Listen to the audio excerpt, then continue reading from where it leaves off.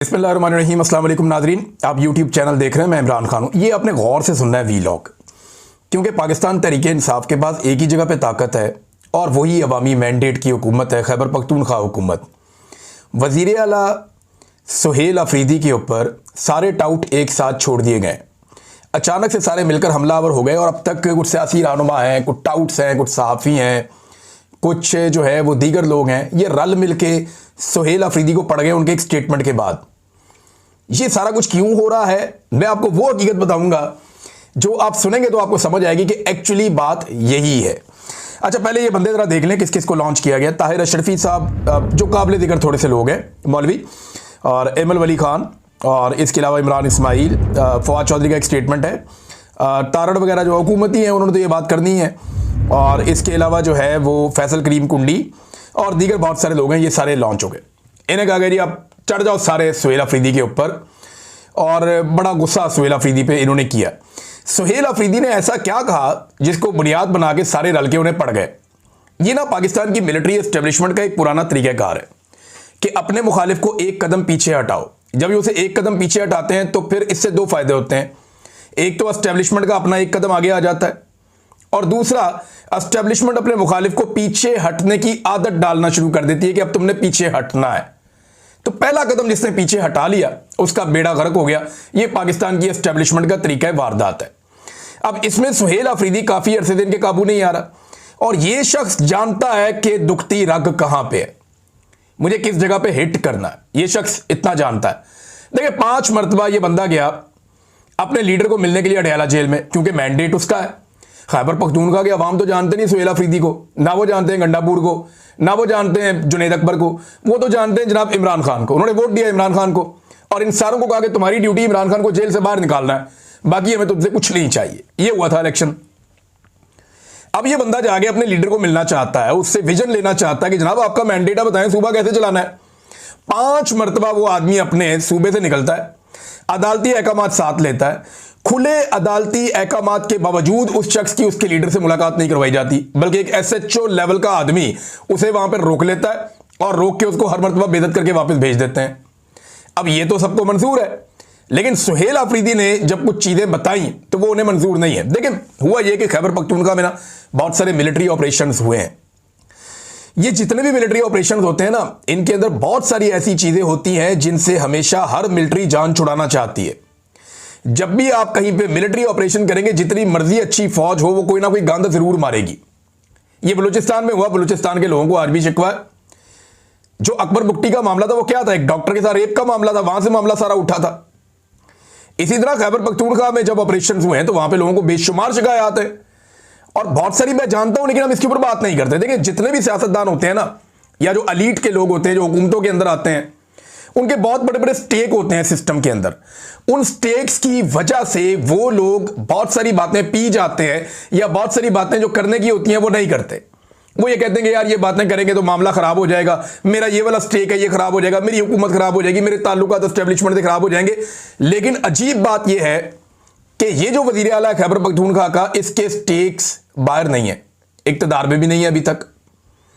इसका जो wide stake है, जो बहुत बड़ा है, वो अडयाला जेल के अंदर बंद है।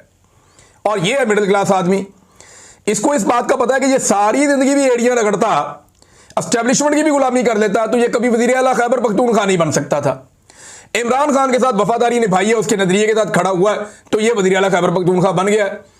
उसको इस बात का पता है।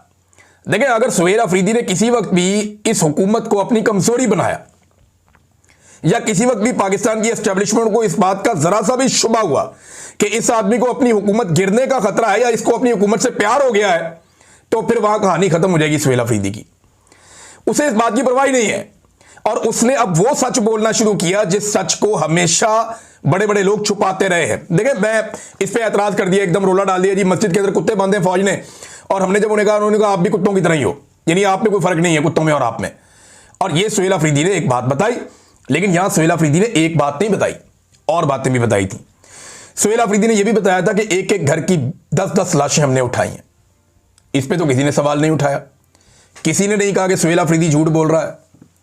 सुहेल अफरीदी ने एक और मुतालबा भी किया था कि मेरा मुतालबा है कि बॉर्डर पर तैनात तमाम लोगों के असासे पब्लिक किए जाएं, ताकि हकीकत सबके सामने वाज़ेह हो जाए कि वहां से ये लोग अंधाधुंध पैसा बना रहे हैं सिक्योरिटी फोर्सेस के लोग, इसके ऊपर भी किसी ने आवाज नहीं उठाई, इसके ऊपर भी किसी ने रोला नहीं डाला। अब इन बातों के ऊपर भी तो आवाज उठानी चाहिए ना। बेगुनाहों की अमवात का भी उसने जिक्र किया, उसके ऊपर किसी ने बात ही नहीं की, सारे के सारे आगे मस्जिद वाली बात पे।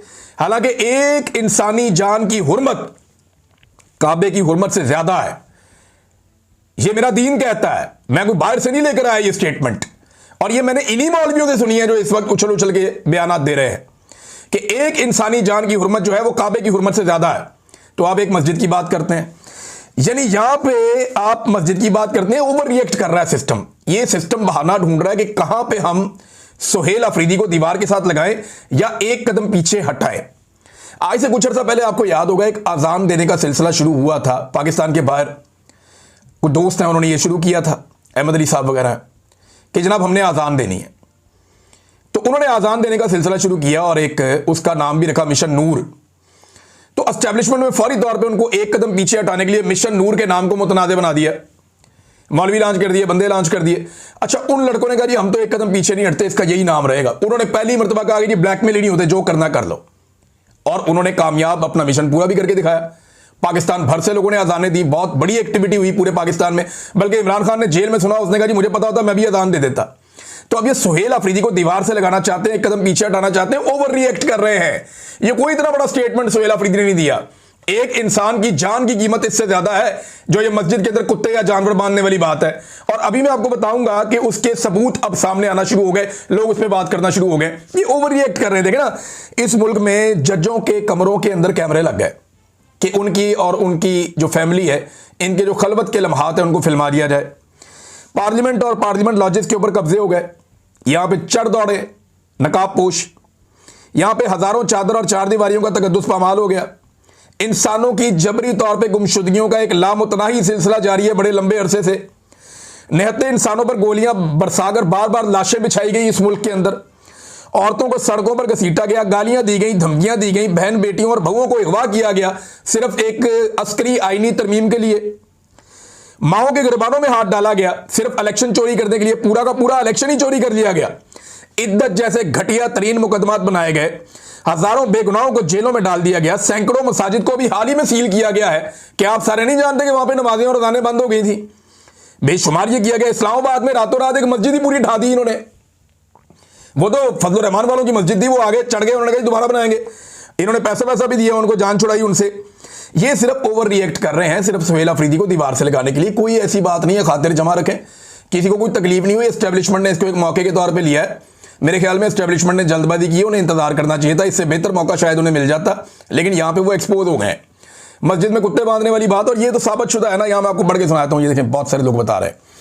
एक तो जनाब कुछ सहाफ़ी हैं, उनको लॉन्च किया गया। एक सहाफ़ी है, वो कुछ कह रहे थे, तो इसके जवाब में वहां पे जो मौलाना नसीम अली शाह साहब है, पाकिस्तान तहरीक इंसाफ के नेशनल असम्बली के मेंबर हैं, NA 39 से, बन्नू से, वो ये कहते हैं सहाफ़ी को मुखातिब करते हुए, आप इंतहाई मोतमद सहाफ़ी हैं, वज़ीर आला साहब कबायली इलाकों से ताल्लुक़ रखते हैं। अगर आपको वज़ीर आला के कॉल पर भरोसा नहीं तो बराए मेहरबानी माइक उठाएं और ज़िला खैबर में जाकर वहाँ अफरीदी कबाइल से इंटरव्यू लेकर पता कर लें। जबकि इसी इंटरव्यू को अपने इदारे के जरिए बगैर किसी कट के ऑन एयर भी कर दें, ताकि पूरी कौम को मालूम हो जाए कि वज़ीर आला का बयान सच है या झूठ है। खुली ऑफर दे दी उन्होंने। एक और वहाँ पे पाकिस्तान तहरीक इंसाफ के अहदेदार हैं, वो कहते हैं जी आ जाओ, पाकिस्तान के जितने सहाफ़ी आना चाहते हैं मैं ले जाता हूँ, आपको तीरा में ले जाता हूं, खैबर में ले जाता हूं, चल के इंटरव्यू करें, लोग आपको बता देंगे। ये मैं आपको एक तकरीर सुनाता हूं। ये पाकिस्तान तहरीक इंसाफ के MNA इकबाल अफरीदी साहब की तकरीर है कौमी असम्बली में। MNA इकबाल अफरीदी साहब आज से कुछ अर्सा कबल क्या कह रहे थे कौमी असम्बली में, जरा ये आप सुन लीजिए। एक तो ये इशू है, दूसरा हमारे तिरा में जो मकबूजा मस्जिद है 12-13 साल से उसमें सिक्योरिटी फोर्सेस बरजमान है और उस पर कब्जा किए हुए हैं। मस्जिद अल्लाह का घर होता है और वो वहाँ के जो जितने भी अवाम है वो गुज़श्ता कई महीनों से वहाँ पे एहतिजाज पे बैठे हैं और ये एहतिजाज का सिलसिला गुज़श्ता 4-5 साल से जारी है। मैं गुजारिश करूँगा कि वहाँ पे डिशे चलाना, वहाँ पे बूढ़ों के साथ अंदर घुसना, वहाँ पे आम मामलाती जिंदगी के जो ज़रूरियात है वो करना, ये वो अल्लाह का घर है।